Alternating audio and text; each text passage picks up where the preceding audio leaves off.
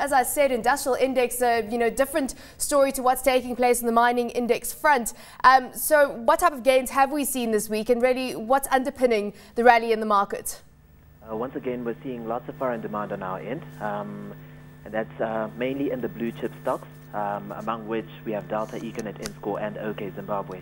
Those companies have generally displayed or given the market continuous market growth, EPS growth, and we expect them to continue to do so going forward.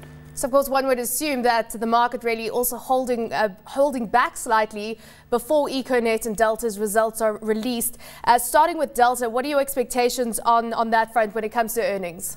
We're expecting over a 2-year period or so EPS growth of about 35%, and that'll be underpinned by organic growth.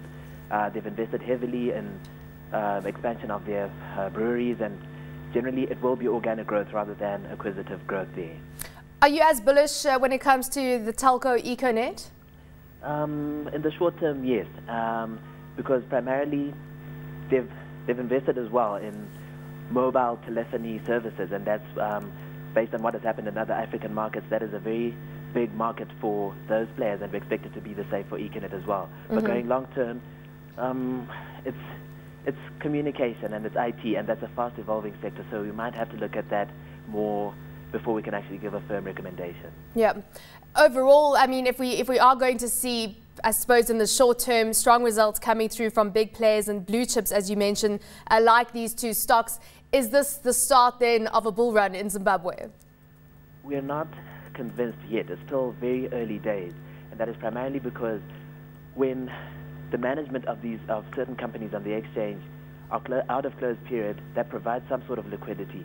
And when liquidity is available, it sort of puts a dampener on the price movement, the upward price movement. And so we need to see what will happen after the release of the results, how the investors will respond to that, and how management will behave with their stock.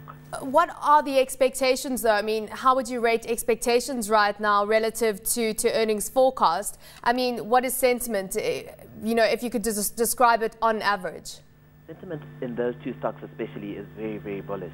It's just over the years since dollarization in Zimbabwe, that's 2008, those companies have given the market continued EPS growth. It's been phenomenal, but the prices have not responded in kind. So I think what has happened now is investors have caught onto that and are taking positions now. And with the impending elections and other political developments in Zimbabwe, now I think is an opportune time to position yourself before that sort of dynamic comes into play. As you say, hold on for those days of liquid trade. When it comes to foreign inflows, you say that you have seen a noticeable pickup. What type of geographies, or which geographies are these flows coming from? It's coming from all over the globe. It's actually very, very encouraging that our market has been able to attract funds from there. We've seen investment coming in from as far afield as Australia. We have Africa-based funds. There are funds from Western Europe. And we also have funds from the Americas, predominantly, obviously, North America. From an economic standpoint right now, we also saw inflation figures coming out, falling back 3.24% for the month of September to 3.63% in August. Now, one of the factors that you have to take in mind, of course, is the correlation with South Africa, with Zimbabwe being the biggest trading partner.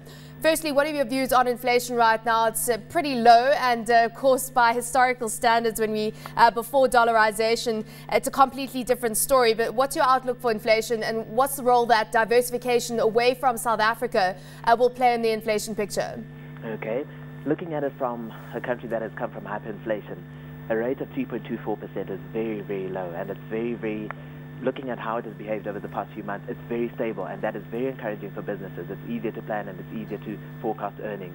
And so also looking across the border, we are generally very big trading partners with South Africa. And recently the IMF remarked in their report on Zimbabwe that CPI inflation in Zimbabwe is very, very strongly associated with both CPI and PPI figures in South Africa. They even went as far as saying a 1 percentage point in the CPI inflation rate in South Africa results in a 0.6 percentage point increase in the CPI inflation rate in Zimbabwe with a lag of 5 months. And so this reinforces the need for investors and businesses to look beyond our borders when assessing the inflation outlook and making investment decisions.